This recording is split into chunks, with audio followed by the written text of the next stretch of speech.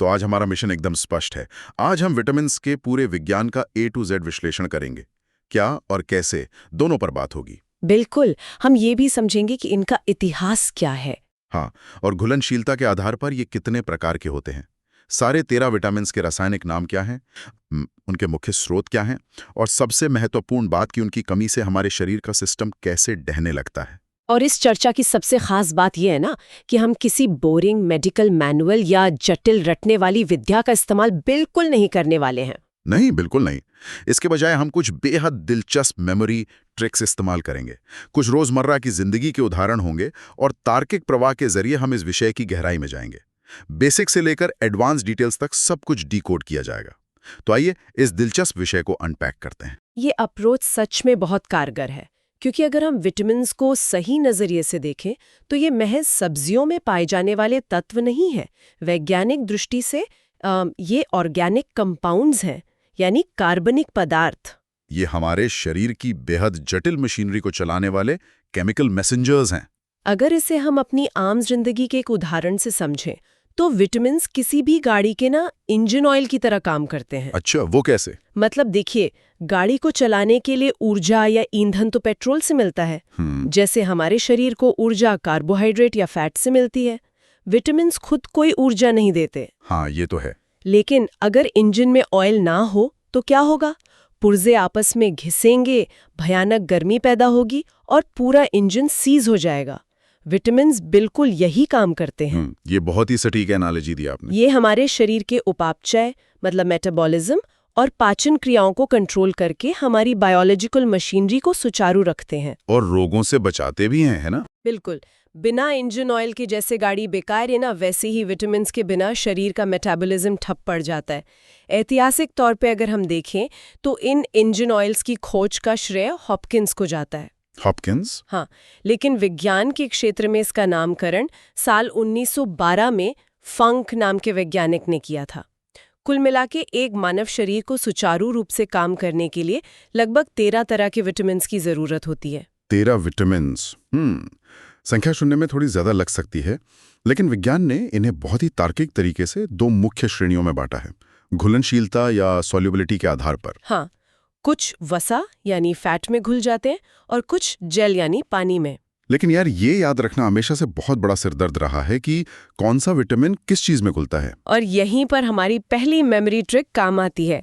हम शुरुआत करेंगे वसा यानी फैट में घुलनशील विटामिन से। ये कुल 4 होते हैं, विटामिन के, ई, डी और ए। के, ई, डी और ए। हाँ, इसे याद रखने के लिए सिर्फ एक शब्द दिमाग में रखना है, कीड़ा। KEDA। कीड़ा मतलब इमेजिनेशन थोड़ी अजीब सी है, लेकिन बहुत विजुअल है। मान लीजिए एक इंसान है जिसके शरीर में बहुत सारा फैट जमा हो गया है। फैट इतना ज्यादा है कि वो इंसान ठीक से अपनी सफाई नहीं कर पाता, नहा नहीं पाता। और गंदगी की वजह से उसमें कीड़ा पड़ जाता है। एग्जैक्टली। तो फैट में क्या पड़ा? कीड़ा। KEDA। ये चारों फैट में घुलनशील हैं। ये सुनने में भले मजाकिया लगे, लेकिन बायोलॉजिकली इसका एक बहुत गहरा मतलब है। जो विटामिन्स वसा में घुलनशील होते हैं वे हमारे शरीर के फैटी टिश्यूज और लिवर में जाकर जमा हो जाते हैं। मतलब शरीर इन्हें स्टोर कर लेता है। बिल्कुल। इसका मतलब यह है कि शरीर इन्हें कई महीनों तक स्टोर करके रख सकता है। अगर इंसान कुछ दिनों तक ये विटामिन्स ना भी खाए तो भी शरीर के रिजर्व से काम चल जाता है। लेकिन जो विटामिन्स जल में घुलनशील है उनके साथ ऐसा नहीं है ना? नहीं, उनके साथ ऐसा बिल्कुल नहीं है। इसके लिए भी एक बहुत मजेदार ट्रिक है। मानिए कि कोई इंसान बेतहाशा पानी बर्बाद कर रहा, नल खुला छोड़ दिया है, तो कोई भी उसे टोकते हुए क्या कहेगा? बस भाई बस, अब जल बर्बाद मत कर। हाँ, सही है। यहाँ बस शब्द से हमें मिलते हैं विटामिन बी और विटामिन सी। बस से बी और स से सी, यानी ये दोनों जल में घुलनशील हैं। बिल्कुल, बस जल बर्बाद मत कर। और इसके पीछे का विज्ञान ये है कि जल में घुलनशील होने के कारण शरीर इन्हें स्टोर नहीं कर पाता।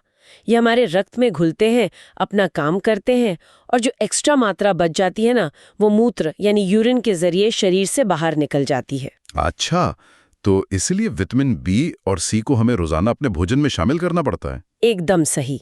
यहाँ जो बात सबसे आकर्षक है वो ये है कि अगर आज किसी ने ढेर सारा आंवला या संतरे का जूस पी लिया तो शरीर अपनी जरूरत का विटामिन सी इस्तेमाल करेगा और बाकी फ्लश आउट कर देगा।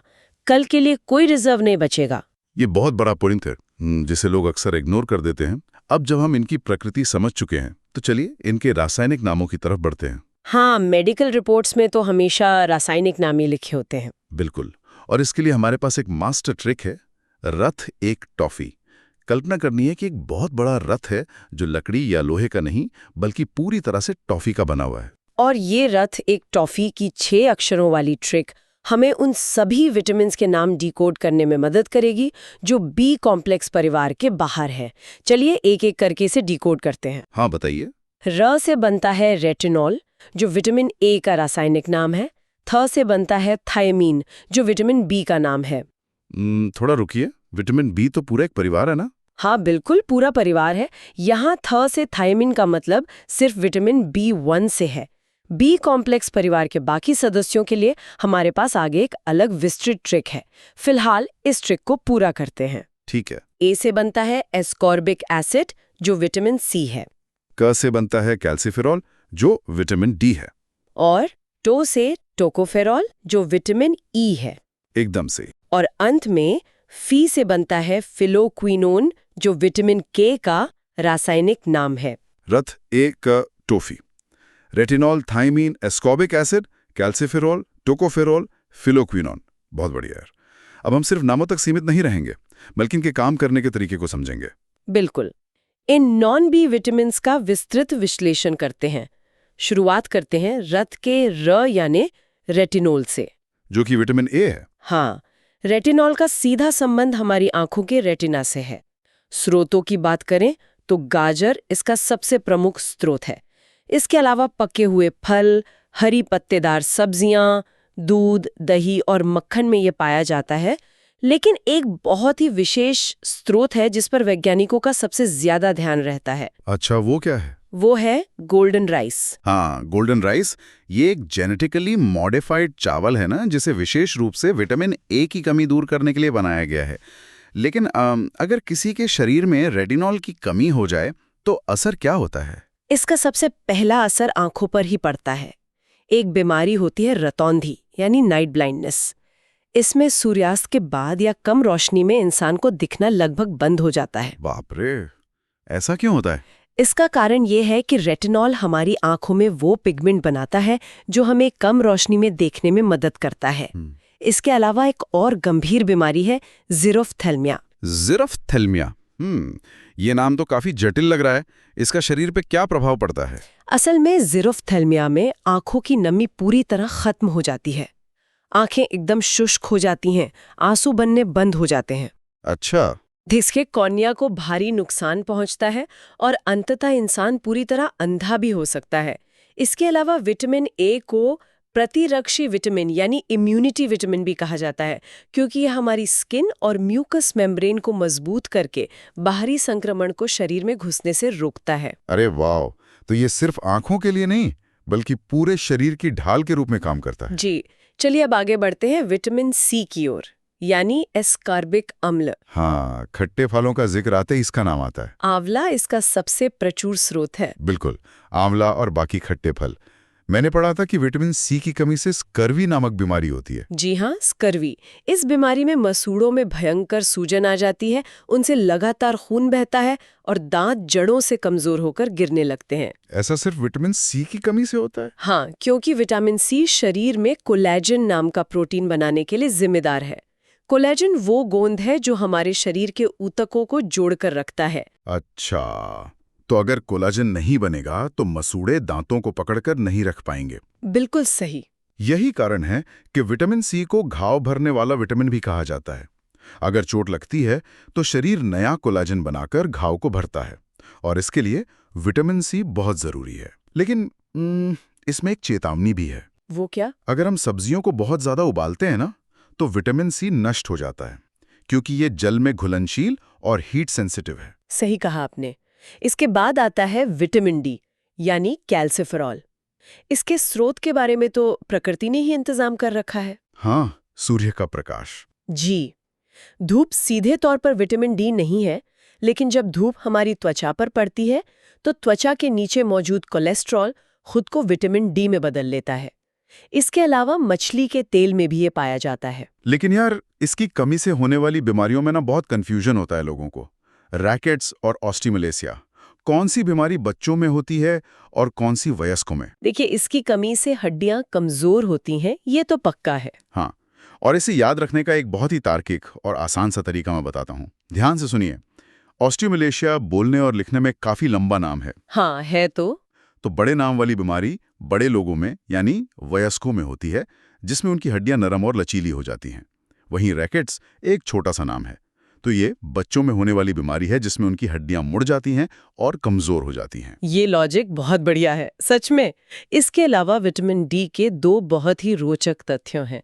पहला, ये हमारे शरीर में सबसे तेजी से बनने वाला विटामिन है। और दूसरा, इसे धूप का विटामिन तो कहते ही हैं, लेकिन विज्ञान की भाषा में इसे हार्मोन विटामिन भी कहा जाता है, क्योंकि ये सिर्फ एक पोषण तत्व नहीं है, बल्कि ये शरीर में कैल्शियम और फास्फोरस के स्तर को एक हार्मोन की तरह जाकर कंट्रोल करता है।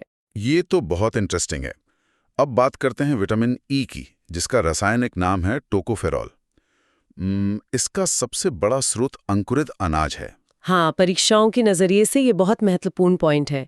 इसके अलावा अंडा, दूध और सोयाबीन में भी ये मिलता है। ये शरीर की कोशिकाओं को डैमेज होने से बचाता है। मतलब ये एक एंटीऑक्सीडेंट है? जी, ये एक बहुत शक्तिशाली एंटीऑक्सीडेंट है।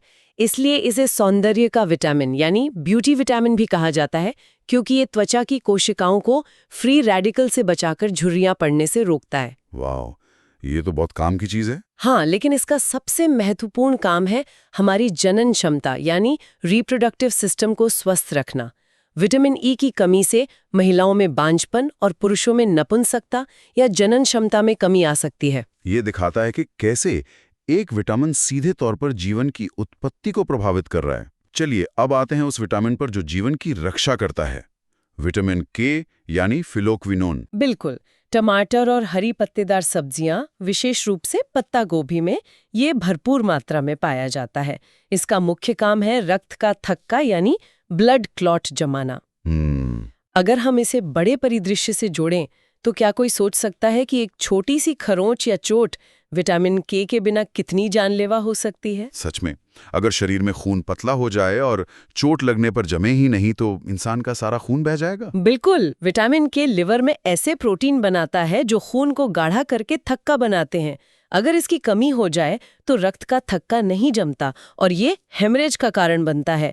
एक आंतरिक चोट भी मौत का कारण बन सकती है, क्योंकि खून बहना बंद नहीं होता। सच में, ये सोचकर ही रोंगटे खड़े हो जाते हैं कि एक अदृश्य सा केमिकल हमें अंदर से बह जाने से रोक रहा है। खैर, अब हम इस चर्चा के उस हिस्से में प्रवेश कर रहे हैं जहां बात सच में बहुत दिलचस्प हो जाती है। हाँ, बी कॉम्प्लेक्स। जी। अब हम फोकस करेंगे उस परिवार पर जो शरीर के सबसे जटिल काम करता है, विटामिन बी कॉम्प्लेक्स परिवार। ये पूरा एक परिवार है जिसमें 8 विटामिन होते हैं। ध्यान रखने वाली बात यह है कि विटामिन बी की सीरीज में 4, 8, 10 और 11 नंबर के विटामिन नहीं होते, बाकी के 8 होते हैं। और इस 8 सदस्यों वाले परिवार के रासायनिक नामों को ना क्रम से याद रखने के लिए हमारे पास एक और मजेदार ट्रिक है।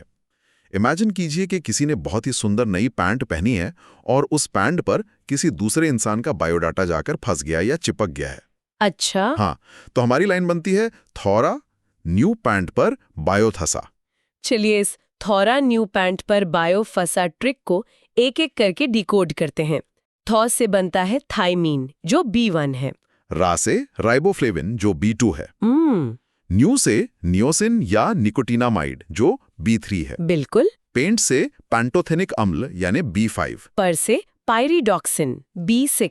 बायो से बायोटीन B7। और फा या फ से फोलिक अम्ल B9। हाँ, और अंत में सा से साइनोकोबालामीन जो B12 है। तो थोड़ा न्यू पेंट पर बायो फंसा। अब इस परिवार के हर सदस्य का थोड़ा विस्तृत विश्लेषण करते हैं। शुरुआत करते हैं B1 यानी थायामीन से। ये अनाज और सभी सब्जियों में मिलता है, लेकिन अगर हम चावल को बहुत ज्यादा पॉलिश करके खाते हैं ना, तो उससे ये विटामिन पूरी तरह नष्ट हो जाता है। हाँ, और इसकी कमी से बेरी-बेरी रोग होता है। और बेरी-बेरी कोई साधारण बीमारी नहीं है। यह सीधे हमारे नर्वस सिस्टम और हृदय प्रणाली पर हमला करती है। मांसपेशियों में भयानक खिंचाव आता है। इंसान को चलने फिरने में लकवे जैसी कमजोरी महसूस होती है। बाप रे। इसके बाद आता है B2 राइबोफ्लेविन। दूध, पनीर, अंडे, हरी पत्तेदार सब्जियां और केले इसके मुख्य स्रोत हैं। हाँ, और इसकी कमी से अक्सर लोगों को मुंह या जीभ में छाले पड़ने लगते हैं। जी हाँ, और मैंने पढ़ा है इसे वैज्ञानिक भाषा में किलोसिस या ओष्ठ विदरण कहते हैं। बिल्कुल, इसमें मुंह के दोनों कोनों पर सूजन आ जाती है, भयानक लालिमा दिखती है और दरारें पड़ जाती हैं जिससे खाना पीना मुश्किल हो जाता है। एक बहुत ही आकर्षक तथ्य ये भी है कि विटामिन B2 हमारी कोशिकाओं के पावर हाउस यानी माइटोकॉन्ड्रिया में पाया जाता है और ऊर्जा बनाने की प्रक्रिया का एक अहम हिस्सा है। सही कहा। अब बात करते हैं विटामिन B3 यानी नियोसिन। आंवला, दूध, मांस, अंडा और विशेष रूप से मूंगफली इसके स्रोत हैं। लेकिन इसकी कमी से जो होता है वो सच में किसी हॉरर फिल्म की तरह है। सच में? ऐसा क्या होता है? B3 की कमी से पेलेग्रा नाम की बीमारी होती है जिसे 4D सिंड्रोम भी कहा जाता है। ये 4D शरीर के पतन के 4 चरण हैं। अच्छा, पहला D क्या है? पहला D है डर्मेटाइटिस यानी त्वचा पर भयंकर सूजन और पपड़ी जमना। दूसरा D है डायरिया यानी खतरनाक दस्त जो शरीर को अंदर से सुखा देते हैं। और तीसरा? तीसरा D है डिमेंशिया यानी मनोभ्रांति। इंसान की याददाश्त खत्म होने लगती है और वो दिमागी संतुलन खो बैठता है। और अंत में अगर सही इलाज ना मिले तो आता है चौथा D, डेथ यानी मृत्यु। अरे वाह, ये बात मुझे सच में हैरान करती है। मतलब एक साधारण से विटामिन की कमी कैसे इंसान को पागलपन से होते हुए मौत तक ले जा सकती है। ये शरीर की जटिलता का एक डरावना लेकिन अद्भुत उदाहरण है। हाँ, और आपको पता है इसकी कमी से कम उम्र में बाल भी पकने लगते हैं। सच में सोचने वाली बात है। खैर, आगे बढ़ते हैं B5 पेंटोथेनिक अम्ल पर। आंवला, मूंगफली, टमाटर से ये मिलता है। इसकी कमी से थकान, सिर दर्द, हाथ पैरों में सुन्नता, बेचैनी, चिड़चिड़ापन, पेट की दिक्कतें, रूखी त्वचा और बालों का सफेद होना जैसी समस्याएं होती हैं। इसके बाद है विटामिन B6, पायरिडॉक्सिन। इसकी कमी से अनीमिया यानी खून की कमी, त्वचा रोग और पेशीय ऐंठन जैसी समस्याएं होती हैं। लेकिन इसका एक काम ऐसा है जो न्यूरोलॉजी के सबसे दिलचस्प रहस्यों में से एक है। क्या काम? इसकी कमी से रात के सपने याद नहीं रहते।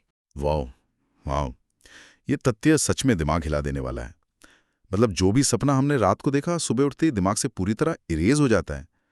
ऐसा कैसे संभव है कि केमिकल हमारे सपनों की याददाश्त को कंट्रोल कर रहा है? देखिए, इसके पीछे का विज्ञान ये है कि विटामिन B6 हमारे दिमाग में न्यूरोट्रांसमीटर्स बनाने में अहम भूमिका निभाता है, खासकर सेरोटोनिन और डोपामाइन। अच्छा, तो ये वो केमिकल्स हैं? हाँ, ये वही केमिकल्स हैं जो नींद के दौरान हमारी यादों को प्रोसेस करते हैं और सहेजते हैं। अगर B6 नहीं होगा तो दिमाग सपनों को हार्ड ड्राइव में सेव ही नहीं कर पाएगा। ये अद्भुत है यार। अगला है विटामिन B7 जिसे बायोटिन कहते हैं। मांस, अंडा, दूध और आंवला इसके स्रोत हैं। इसे विटामिन H भी कहा जाता है और ये सल्फर में प्रचुर मात्रा में पाया जाता है। हाँ, और बालों का गिरना और शरीर में दर्द तो इसके लक्षण हैं ही, लेकिन सबसे डरावनी बात यह है कि B7 की गंभीर कमी से इंसान को लकवा मार सकता है, क्योंकि नसें मांसपेशियों को सिग्नल भेजना बंद कर देती हैं। बाप रे, लकवा तक? इसके बाद है विटामिन B9 यानी फोलिक अम्ल। प्राकृतिक रूप से खाद्य पदार्थों में ये फोलेट के रूप में पाया जाता है। बिल्कुल, इसकी कमी से पेचिस यानी डिसेंट्री, आंतों में भयंकर संक्रमण और हृदय रोग की समस्याएं होती हैं। इसके अलावा गर्भावस्था के दौरान एक विकसित हो रहे भ्रूण के न्यूरल ट्यूब के विकास के लिए विटामिन B9 सबसे ज्यादा जरूरी है। और अब इस परिवार का सबसे अंतिम और सबसे चर्चित सदस्य विटामिन B12, साइनोकोबालामीन। हाँ, मछली, मांस, दूध, अंडों में ये पाया जाता है। लेकिन यार, इसका एक स्रोत ऐसा है जिस पर मुझे यकीन करने में थोड़ी मुश्किल हुई। वर्षा की बूंदें यानी रेन ड्रॉप्स। बारिश की बूंदों में विटामिन B12, मतलब इसका असल में मतलब क्या है? क्या वाकई आसमान से गिरने वाला पानी हमें पोषण दे सकता है? ये सुनने में सच में किसी जादू जैसा लगता है, लेकिन इसके पीछे एक स्पष्ट सूक्ष्म जीव विज्ञान है। अच्छा, वो कैसे? लेकिन वायुमंडल में और धूल के कणों में कुछ विशेष सूक्ष्म जीव यानी माइक्रोब्स होते हैं। जब बारिश होती है तो वे बूंदें इन माइक्रोब्स को अपने साथ नीचे लाती हैं। ये माइक्रोब्स ही विटामिन B12 का निर्माण करते हैं। अरे, तो ये पानी में मौजूद बैक्टीरिया का कमाल है। और अगर शरीर में इसकी कमी हो जाए तो क्या होगा? इसकी कमी से लाल रक्त कोशिकाएं यानी आरबीसी ठीक से बन नहीं पाती। इसे पांडु रोग कहते हैं, जो एक प्रकार का गंभीर अनीमिया है। इंसान हमेशा थका हुआ, पीला और कमजोर रहता है, क्योंकि उसके शरीर के अंगों तक पर्याप्त ऑक्सीजन नहीं पहुंच पाती। तो ये था विटामिन्स का पूरा संसार, उनके नाम, उनके स्रोत और शरीर में उनके गहरे प्रभाव। बिल्कुल। अगर हम उन विशिष्ट तथ्यों को तेजी से एक जगह समेटें जो आज की चर्चा में सबसे ज्यादा चौंकाने वाले थे, तो विटामिन्स कार्बनिक यौगिकों के सिद्धांत पर काम करते हैं।